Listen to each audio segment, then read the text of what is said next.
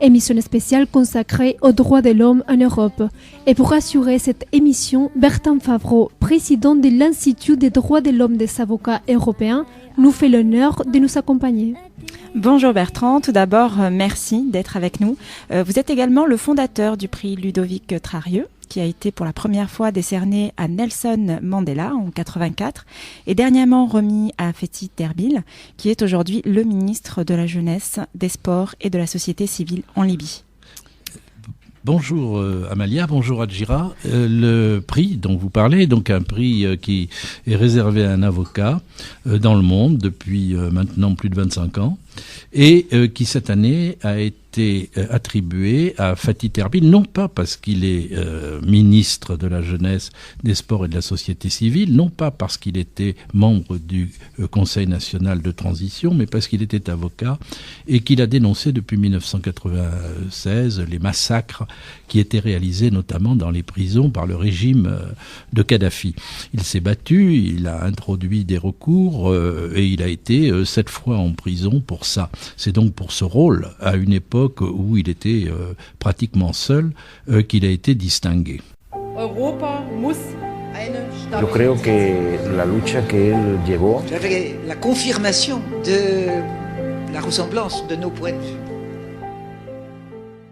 Merci Bertrand pour ces précisions. Et le point de vue de cette semaine porte sur la situation de l'Hongrie. Nous avons donc interviewé Julien Théron, politologue et spécialiste en géopolitique des conflits et professeur à l'Université de Versailles. Effectivement, Amalia, la liberté de la presse, l'indépendance de la justice, l'alternance politique, des principes fondamentaux qu'on pensait acquis en Occident, semblent être remis en question par la réforme constitutionnelle du Premier ministre hongrois. Nous sommes en 2012, mais que se passe-t-il au juste en Hongrie ? Julien Théron nous donne une réponse. Tout d'abord, permettez-moi de vous dire que l'inquiétude est justifiée. La réforme constitutionnelle introduite par le Premier ministre Viktor Orban est clairement un recul par rapport aux principes européens, que ce soit en termes de contrôle des médias, de favorisation électorale, de protection des minorités ethniques, de diversité religieuse, politique, de droits des homosexuels, de droit à l'avortement, de symboles politiques, voire même de stabilité régionale. La situation est tout à fait sérieuse. Le parallèle avec la régence d'entre-deux-guerres doit être relativisé, mais il est intéressant. L'amiral Horthy avait imposé une prise de pouvoir qui se portait en faux contre les communistes de Bela Kun. Rappelons aussi que l'amiral Horthy a fini par se faire destituer au profit des Croix Fléchées, un mouvement collaborationniste. La droite dure est convaincue que la victoire sur le Parti socialiste, le MSP, est comparable à la situation des années 20 ou à la chute du rideau de fer, ce qui est tout à fait contestable, bien entendu, malgré les errements du MSP. On est là plus dans une argumentation propagandiste destinée à faire passer la pilule, clairement. Nous lui avons aussi demandé si, selon lui, il n'y a qu'une extrême droite hongroise qui soit favorable à la politique du Premier ministre ou s'il s'agit d'un sentiment largement partagé par le peuple hongrois. Tout d'abord, c'est surtout le Fidesz, le parti conservateur, qui a fait passer la réforme, et pas le parti Jobbik d'extrême droite. Mais la chose est complexe. La nation hongroise a survécu entre l'ère germanique, ottomane et russe, car elle a toujours su préserver ses spécificités culturelles et ses intérêts politiques. Il y a un patriotisme culturel très fort en Hongrie, à droite comme à gauche. Ceci dit, Viktor Orban n'en a pas pour autant une grande assise populaire actuellement, au contraire. Il est surtout arrivé au pouvoir après les émeutes de l'extrême droite qui ont suivi la diffusion d'un message du Premier ministre d'alors, Ferenc Gyurcsány, avouant qu'il avait menti sur l'état réel du pays pour gagner les législatives de 2006. Aujourd'hui, les conservateurs exultent, l'extrême droite pousse, mais une partie de la population rejette clairement les décisions qui sont prises. Alors, des images de drapeaux européens brûlés par des députés du parti d'extrême droite, Jobbik. Les rappels et menaces de Bruxelles semblent avoir eu un effet contraire. Est-ce que le peuple hongrois est majoritairement anti-UE ? Il nous donne ses impressions. L'extrême droite est très active depuis 2006 et le parti Jobbik a même sa milice, la Magyar Garda, qui parade régulièrement en uniforme noir, mêlant beaucoup de symboles passéistes. Il y a clairement eu un mirage européen. La Hongrie, quand elle est entrée dans l'Union européenne, était considérée comme le meilleur élève parmi les 10 nouveaux membres de 2004. Elle faisait déjà partie de l'OCDE, de l'OSCE, de l'OTAN. Les Hongrois ont cru qu'alors qu'ils rentraient dans l'Union européenne, la vie serait beaucoup plus facile. La réalité, c'est que l'accession à l'Union européenne n'a pas été suivie de l'embellie prévue, au contraire. Les choix économiques n'ont pas toujours été les bons, l'économie grise a prospéré, l'État s'est retrouvé en difficulté, certains désabusés ont vu l'ouverture d'un pays comme une erreur. Le mensonge de Ferenc Gyurcsány a été l'étincelle qui a allumé la mèche, tous les émeutes, les bons scores du Jobbik et la vague orange qui a mené les conservateurs au pouvoir. Des manifestations sont organisées pour protester contre la réforme constitutionnelle, pourtant entrée en vigueur. Peut-on espérer qu'il aboutisse ? Les manifestations sont un signe positif sur la volonté du peuple hongrois d'enterrer le clivage communiste traditionnaliste, mais leur ampleur reste limitée et surtout l'alternance politique semble passablement absente du paysage politique hongrois. Le Parti socialiste a perdu beaucoup de son auditoire et beaucoup sont désabusés de la politique. Ils cherchent juste à pouvoir faire face aux difficultés économiques qu'ils rencontrent. Viktor Orban n'est pas très aimé aujourd'hui, mais on se pose la question de l'alternance qu'il faudrait choisir. Et c'est problématique car pour modifier à nouveau la Constitution, il faudrait une majorité des 2/3 au Parlement à nouveau. Alors, beaucoup pensent que la Hongrie ne répond plus vraiment aux critères de l'état de droit tel que nous le concevons. En clair, la Hongrie est au bord de la dictature. Que doit faire l'Union dans pareil cas et est-ce à l'Union d'agir ? Nous partageons un même espace de démocratie, de paix et de stabilité où les libertés sont garanties aux citoyens. On attend des pays membres qu'ils promeuvent ces libertés. La réforme constitutionnelle hongroise va clairement dans le sens contraire. En l'absence d'une force politique suffisamment homogène à l'intérieur du pays pour s'opposer à cette dérive, il est clair pour moi que l'Union européenne, garante de notre projet commun, doit agir. Il faut agir avec finesse pour ne pas provoquer l'effet inverse, une radicalisation du pays ou son effondrement économique. Mais il n'en faudrait pas moins expliquer aux Hongrois que si ils souhaitent conserver et vivre ce projet commun, alors on ne peut pas continuer ainsi. Des pressions politiques et économiques considérables peuvent être utilisées, vu que la Hongrie peut difficilement se passer de l'UE. Une suspension, ne serait-ce que temporaire, de l'UE est envisageable, mais elle serait peut-être plus dommageable que constructive pour l'Europe comme pour la Hongrie. L'Europe.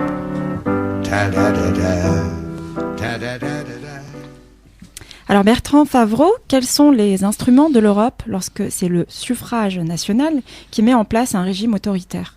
Vous êtes en pleine actualité là. Vous savez que depuis le 12 janvier dernier, une commission du Parlement européen a essayé de discuter sur le problème hongrois et que il y a 48 heures, la commission a décidé d'introduire des procédures, 3 procédures contre le régime hongrois. Alors c'est très difficile d'essayer de sanctionner un État qui est déjà dans l'Europe.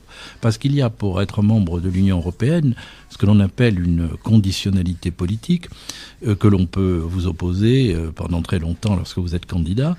Mais lorsque vous êtes déjà là, c'est assez compliqué. Et d'ailleurs, à ce sujet, je voudrais vous dire qu'il y a un diplomate qui a dit, il y a quelques jours à Bruxelles, pour entrer dans l'Union européenne, vous devez sentir la rose, mais si vous êtes membre et que vous vous mettez à puer, personne ne va vous faire prendre un bain. Et c'est tout à fait ça. Alors, il y a des possibilités de sanctions économiques, et vis-à-vis de la Hongrie, c'est relativement facile en ce moment, dans la mesure où, après avoir essayé de bouder le FMI pendant 18 mois, elle essaie de négocier à nouveau pour sa situation économique. Il y a la suspension de fonds structurels, si on ne répond pas à la conditionnalité macroéconomique. Il y a aussi les sanctions diplomatiques, comme cela a été pris une seule fois dans l'histoire de l'Union européenne en 2000 vis-à-vis de l'Autriche. Mais vous savez que ça n'a duré que 7 mois, que les résultats seront pour le moins controversés. Il y a les procédures devant la Cour de justice. Et puis, il y a enfin la fameuse menace de l'article 7 de l'Union, du traité de l'Union européenne, puisque vous savez que tous les pays de l'Union européenne doivent répondre à un critère qui est celui de l'article 2 du traité, et notamment les fameux critères de Copenhague de 1993, respecter la démocratie, d'une façon, les minorités, etc. Et donc là, il y a une procédure très lourde qui est prévue par l'article 7. Je vous rappelle qu'il y a 48 heures, d'une part, Daniel Cohn-Bendit et Guy Verhofstadt, qui est un ancien ministre belge, ont demandé à l'Union de mettre en œuvre l'article 7 qui aboutit à une suspension du droit de vote au sein de l'Union. C'est une procédure très lourde, très compliquée, qu'on ne va pas détailler ici, mais qui pourrait être mise en œuvre contre la Hongrie. Cela étant, comme vous le savez, hier, pas plus tard qu'hier, M. Orban a dit qu'il allait étudier la modification, pas l'abrogation, des lois, et il semblerait que la Commission européenne trouve que c'est un pas positif et pourrait se contenter, sous réserve d'examen et d'inventaire, de cette modification de dernière heure. Nous sommes donc en pleine actualité, c'est à suivre. nous savons aussi que les droits de l'homme touchent les citoyens au quotidien sans qu'ils sachent forcément. Pouvez-vous nous donner des exemples concrets qui illustrent cette réalité ? C'est une question très intéressante dans une pause européenne, parce que beaucoup de gens croient que l'Europe aliène, que l'Europe brime, que l'Europe empêche. Malheureusement, la lecture objective conduit à penser que c'est l'Europe qui libère, que c'est l'Europe qui protège. Et d'ailleurs, beaucoup de citoyens français savent que lorsqu'ils sont brimés ou bridés dans leur pays et qu'ils n'arrivent pas à faire reconnaître leurs droits sur le plan judiciaire, il n'y a qu'un moyen, c'est de s'adresser à une juridiction européenne. Alors ça se fait quotidiennement. Il y a des milliers de requêtes qui sont présentées par des citoyens français et par beaucoup d'autres.